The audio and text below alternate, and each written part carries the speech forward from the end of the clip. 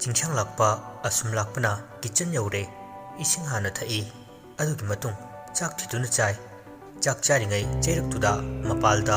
पुंजगोय इसें चिंगबा मी लांगबगी मखोल कया अमा तारक्लमी अहानबदा चिंचांग लाकपा मसादु पाखतना मिहुल चोंखलई हुकलिबा चाक फाबो हेक हागे तोई करिनो अैना तारे मखोल मैमसिना कायदगे हुजिकपु पुंग इसेनो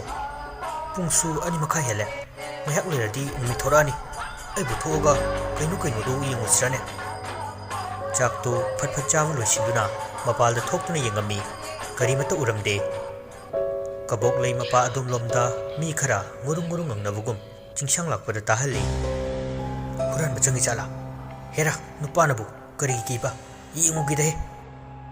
तबली तबली फ्लैश लाइट थादुना कबोक लई मखुंग फाववा लाकलमी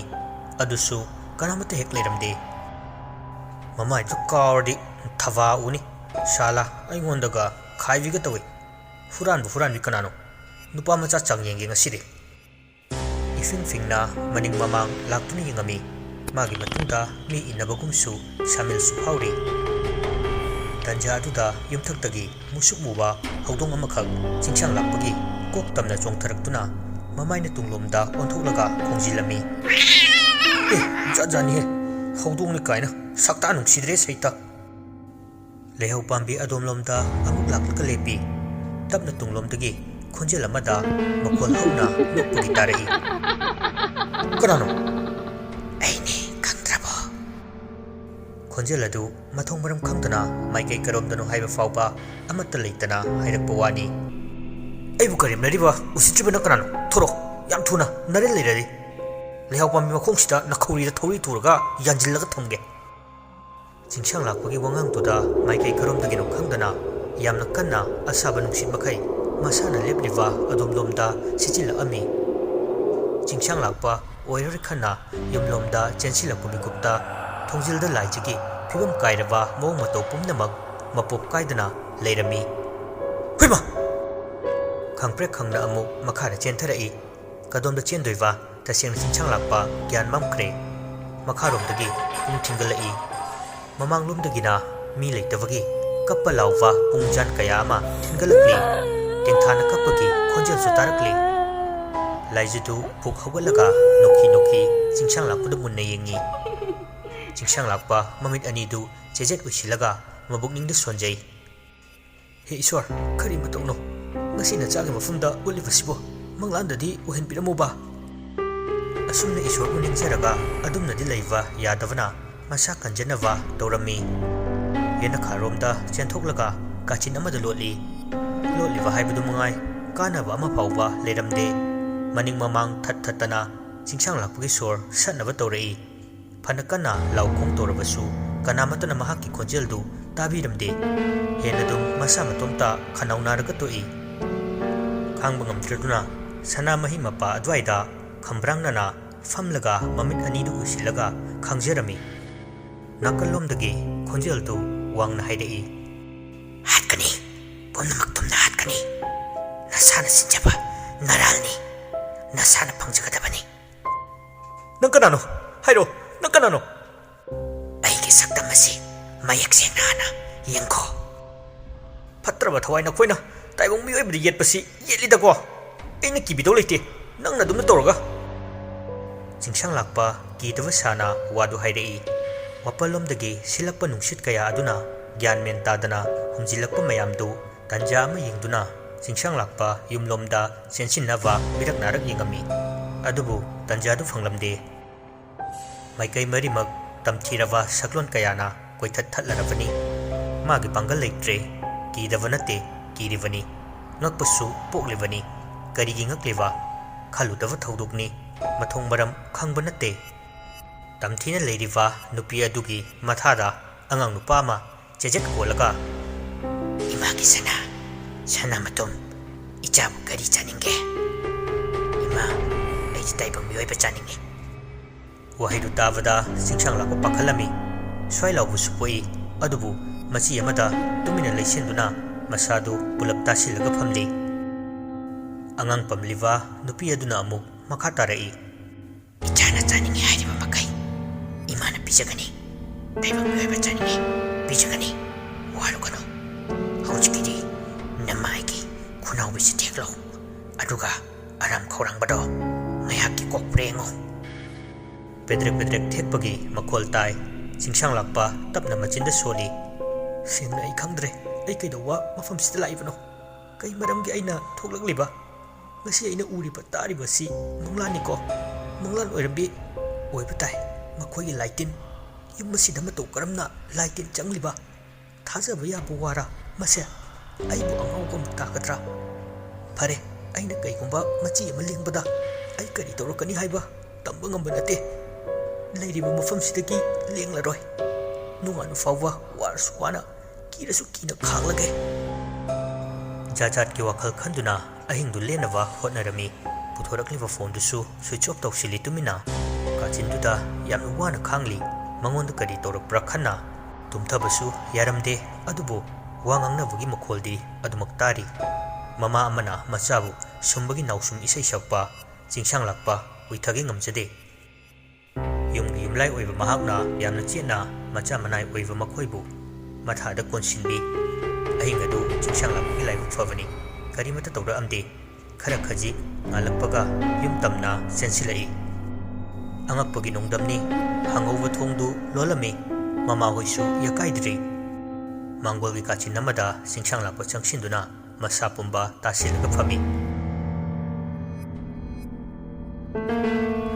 ꯅꯨꯡꯁꯥꯅ ꯌꯩꯔꯛꯄ ꯑꯗꯨꯀꯥꯟꯗ ꯊꯥꯔꯤꯛ ꯊꯥꯁꯨ ꯌꯥꯀꯥꯏꯔꯛꯂꯦ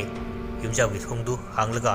ꯃꯁꯝꯃꯅ ꯆꯦꯠꯅ ꯄꯨꯟꯁꯤꯟꯗꯨꯅ ꯃꯈꯨꯠ ꯑꯅꯤ ꯂꯣꯟꯅꯅ ꯂꯥꯏ ꯈꯨꯔꯨꯝꯅꯕ ꯇꯧꯔꯤꯉꯩ ꯅꯪꯍꯧ ꯂꯥꯛꯍꯧꯗꯅ ꯊꯣꯡ ꯍꯦꯛ ꯍꯥꯡꯂꯛꯄꯒ ꯆꯤꯡꯁꯥꯡ ꯂꯥꯛꯄ ꯏꯃꯨꯡ ꯇꯝꯅ ꯆꯦꯟꯁꯤꯟꯈꯤꯔꯝꯃꯤ ꯊꯥꯔꯤꯛ ꯊꯥ ꯏꯉꯛ ꯉꯛꯅ ꯑꯆꯧꯕ ꯃꯥꯒꯤ ꯀꯥ ꯇꯝꯅ ꯆꯦꯟꯁꯤꯜꯂꯛꯇꯨꯅ ꯕ꯭ꯔꯁ ꯇꯧꯊꯣꯛꯏ ꯃꯐꯤ ꯃꯔꯣꯜ ꯍꯣꯡꯗꯣꯛꯏ ꯐꯤꯔꯣꯜ ꯍꯣꯡꯗꯣꯛ ꯍꯣꯡꯗꯣꯛꯅ ꯈꯥꯕꯗ ꯑꯃꯗꯤ ꯀꯦꯡꯕꯗ ꯀꯣꯜ ꯇꯧꯔꯤ ꯈꯥꯕꯅ ꯀꯩ ꯂꯩꯔꯒꯦ ꯚꯥꯏ ꯆꯤꯡꯁꯥꯡ ꯂꯥꯛꯄꯅ ꯂꯣꯏꯁꯤꯜꯂꯒ ꯅꯣꯏꯒꯤ ꯊꯣꯡꯒꯥꯜꯗ ꯂꯩꯔꯝꯃꯣ ꯑꯩꯈꯣꯏ ꯍꯧꯖꯤꯛ ꯑꯊꯨꯕꯤꯗ ꯑꯃꯥꯏꯕ ꯑꯃ ꯇꯥꯟꯅꯗꯕ ꯌꯥꯗ꯭ꯔꯦ ꯈꯥꯕꯅ ꯑꯦ ꯀꯩꯕꯣ ꯆꯤꯡꯁꯥꯡ ꯂꯥꯛꯄꯅ ꯑꯩ ꯊꯝꯃꯒꯦ ꯌꯧꯔꯒꯅꯦ ꯄꯨꯝꯅꯃꯛ ꯍꯥꯏꯔꯒꯦ ꯀꯣꯜꯗꯨ ꯀꯛꯄꯒ ꯒꯥꯔꯤ ꯁꯣꯗꯨ ꯃꯈꯨꯠ ꯅꯥꯝꯃꯅ ꯆꯦꯠꯅ ꯄꯥꯏꯁꯤꯜꯂꯤ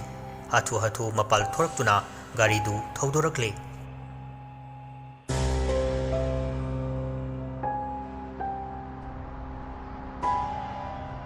ꯈꯥꯕ ꯀꯦꯡꯕꯕꯨ ꯂꯧꯈꯠꯂꯨꯔꯕ ꯃꯇꯨꯡꯗ ꯒꯥꯔꯤ ꯃꯅꯨꯡ ꯑꯗꯨꯗ ꯋꯥꯔꯤ ꯄꯨꯝꯅꯃꯛ ꯂꯤꯗꯨꯅ ꯈꯪꯍꯜꯂꯝꯃꯤ ꯑꯁꯨꯝꯅ ꯆꯤꯡꯁꯥꯡꯅ ꯂꯥꯏꯖꯍꯣꯏꯒꯤ ꯈꯨꯜꯗꯨꯒꯤ ꯊꯪꯅꯅ ꯂꯩꯕ ꯍꯥꯟꯅ ꯃꯃꯤꯡ ꯂꯩꯈ꯭ꯔꯕ ꯑꯃꯥꯏꯕ ꯇꯣꯝꯆꯧꯒꯤ ꯃꯌꯨꯝꯗ ꯃꯔꯨꯞ ꯑꯅꯤꯗꯨꯒ ꯂꯣꯏꯅꯅ ꯂꯥꯛꯑꯝꯃꯤ ꯊꯣꯡꯒꯥꯜꯗ ꯒꯥꯔꯤꯗꯨ ꯈꯥꯝꯂꯦ ꯀꯣꯟꯊꯣꯡ ꯆꯩ ꯁꯠꯇꯨꯅ ꯃꯅꯨꯡꯗ ꯄ꯭ꯔꯞ ꯄ꯭ꯔꯞ ꯊꯣꯝꯖꯤꯜꯂꯛꯏ ꯈꯥꯕ ꯈꯣꯟ ꯀꯂꯞꯅ ꯏꯃꯨꯡꯂꯣꯝꯗ ꯑꯣꯟꯁꯤꯟꯅ ꯃꯤ ꯂꯩꯕ꯭ꯔꯥ ꯈꯟꯅ ꯀꯧꯔꯛꯏ ꯌꯨꯝꯁꯤꯕꯨ ꯀꯅꯥ ꯀꯅꯥ ꯂꯩꯒꯦ ꯍꯣ ꯃꯤ ꯂꯩꯕꯤꯗꯕ꯭ꯔꯣ ꯑꯃꯨꯛ ꯍꯦꯛ ꯀꯧꯕꯒ ꯏꯃꯨꯡꯗꯒꯤ ꯑꯍꯜ ꯑꯣꯏꯇꯛ ꯇꯧꯕ ꯃꯥꯏꯕ ꯇꯣꯝꯆꯧꯗꯨ ꯊꯣꯔꯛꯂꯝꯃꯤ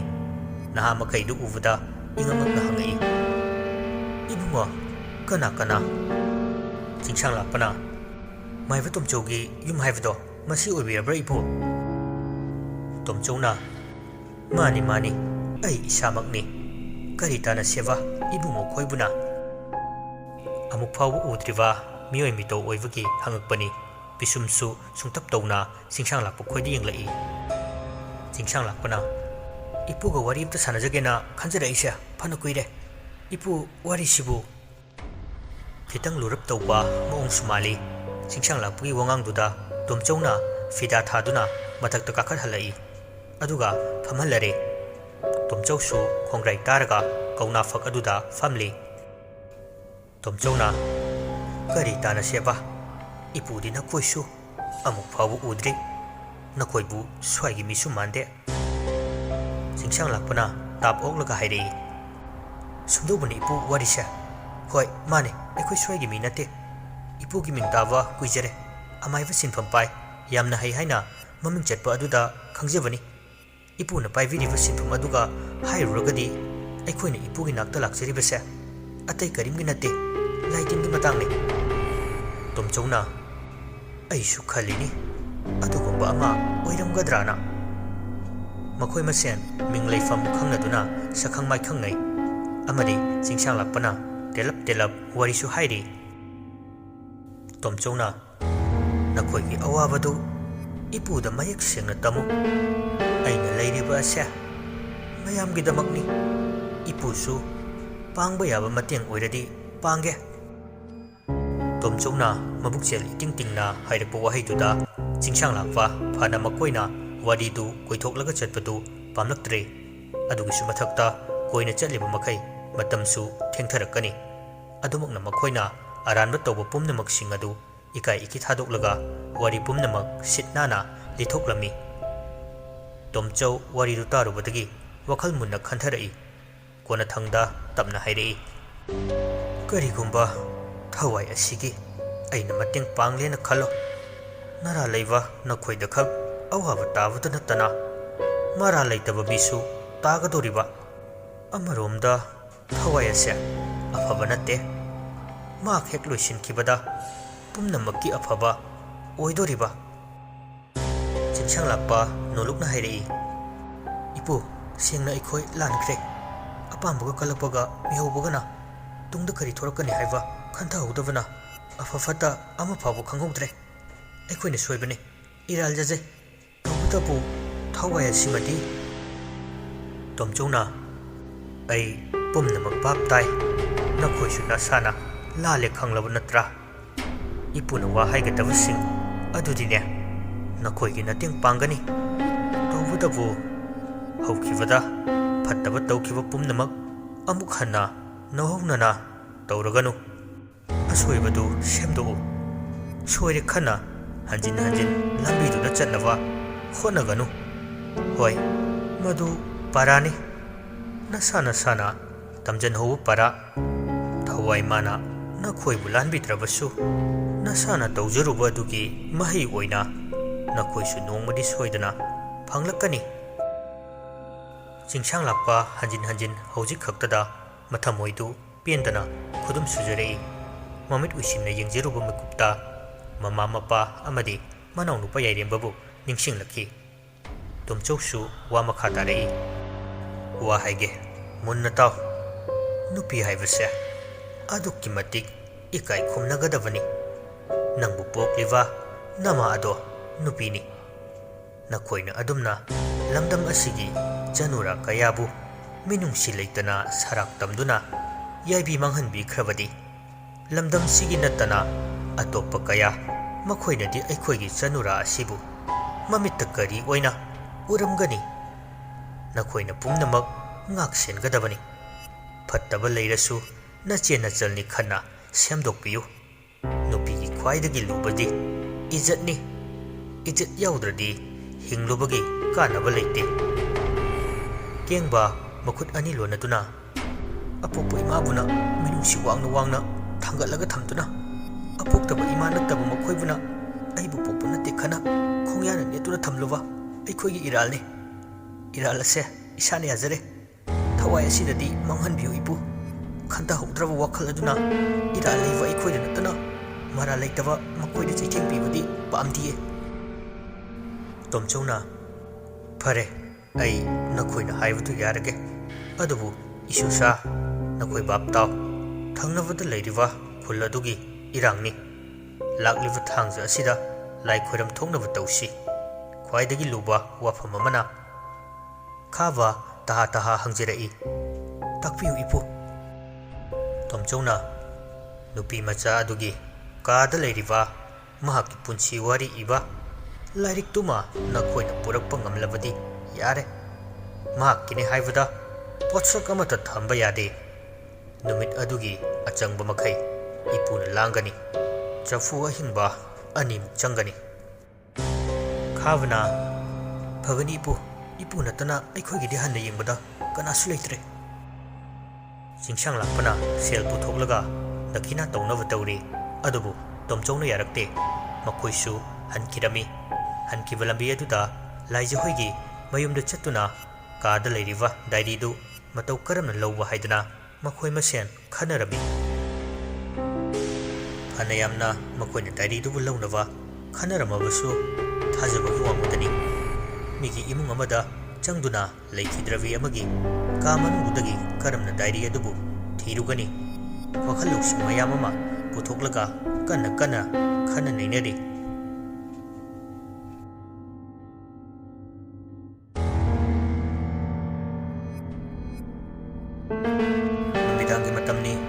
थोꯛलिब थꯧदोꯛ ꯑꯁꯤꯅ ꯃꯔꯝ ꯑꯣꯏꯗꯨꯅ ꯊꯝꯕꯥꯜꯅ ꯂꯥꯏ ꯈꯨꯔꯝ ꯊꯣꯛꯂꯝꯃꯤ ꯈꯣꯏꯔꯝꯃꯤ ꯃꯇꯤꯛ ꯂꯥꯏꯗꯨꯁꯨ ꯂꯥꯏꯖꯒꯤ ꯊꯋꯥꯏꯅ ꯍꯦꯟꯖꯤꯜꯂꯛꯂꯝꯃꯤ उपाय लेत्रदुना उचान मैरा अमा पाइरगा थंबाल प्रब प्रब अमंबा अदुदा लाइजिगी संगाइदा थुंगलरे मखुत्तुना थोंदु हाइफेट कोकोक लाउना थिली किशोर किशोर सना तारिब्रा नखोइबो थोंसि अमता हांगुनि हे लोइनि तुमनरब जाला अनिरक अहुमलक कौबदा सनाना थोंदु हांगलकलमी थंबालगी फिवमदु उबदा ngakna mami lauthoklega yingi isai chai thokliva masamana yamna chena punsili kaplubugi mamit ingangang baduna taru taru yengli thambalna aise nakhoi tagi karigumba amata lahugena lakpani sanana ine yani manung lengsin biro moi pabungdi tum kita ngairi athengba amamba asida aidi kana kana oire boy khalure thambal nokfet tawna manung changai mora thaduna thambal bu phamhalli sanadi khuruduna haifet laimai da thengtak tawraga famli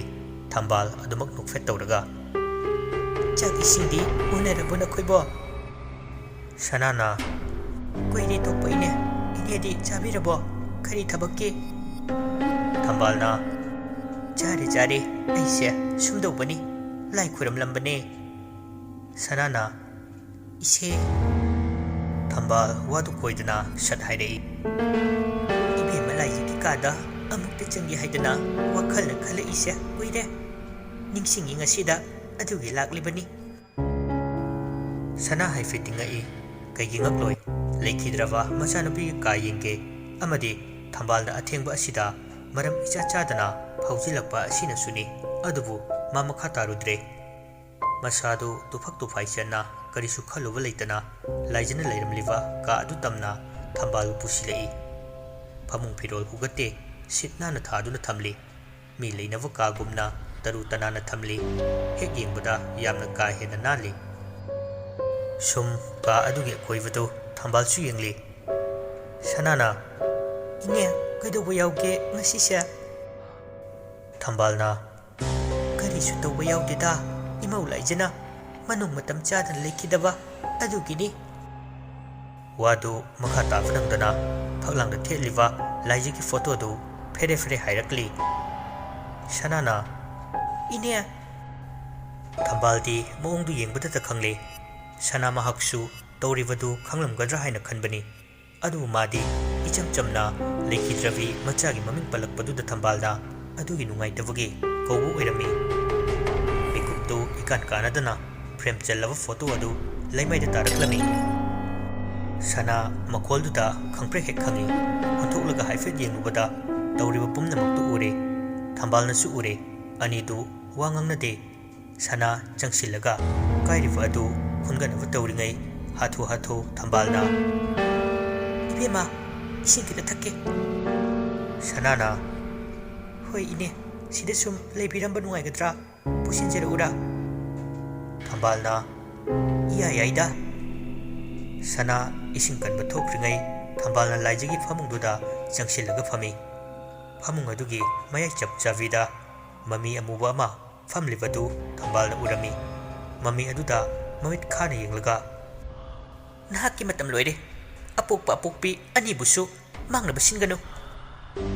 mami adu khajik lenglai yaning dabu lakpani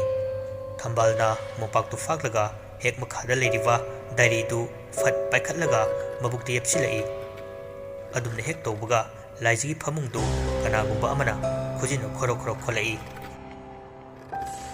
thambal hayum haina machindagi solaga hugalakpa mikupta sanana ising pairaduna changlakpa aduga tan chana rare ising du thaklaga mayai kada amuk laktuna ani du wari sai matang aduda kesor su mikap thoraktuna wari du yoksili khara pet pet wari du sarga thambal thengli haiduna mayum lomda lai diary du di chingsang lakpa hoge makhut yodringai thambal gi khutta hana yokre thambal na numituda laijigi thawai namthanava tawrami nungsidabagi natte mabu tanba natte mara laitaba mibu sokani khana ngakivani numit adugi akiva dudi lamba laikidre ꯂꯥꯏꯖꯤꯒꯤ ꯊꯋꯥꯏꯕꯨ ꯈꯔ ꯅꯝꯊꯕ ꯉꯝꯂꯦ ꯄꯨꯔꯥ ꯑꯣꯏꯅ ꯁꯣꯏꯔꯦꯟꯁꯤꯡ ꯑꯗꯨꯗꯤ ꯉꯝꯈꯤꯗꯦ ꯊꯝꯕꯥꯜꯒꯤ ꯃꯊꯧ ꯂꯣꯏꯔꯦ ꯄꯨꯟꯁꯤꯕꯅ ꯋꯥꯔꯤ ꯄꯨꯝꯅꯃꯛ ꯌꯥꯏꯔꯦꯝꯕ ꯃꯁꯥꯗ ꯑꯃꯨꯛ ꯂꯤꯅꯕꯒꯤ ꯃꯇꯝ ꯉꯥꯏꯈꯤ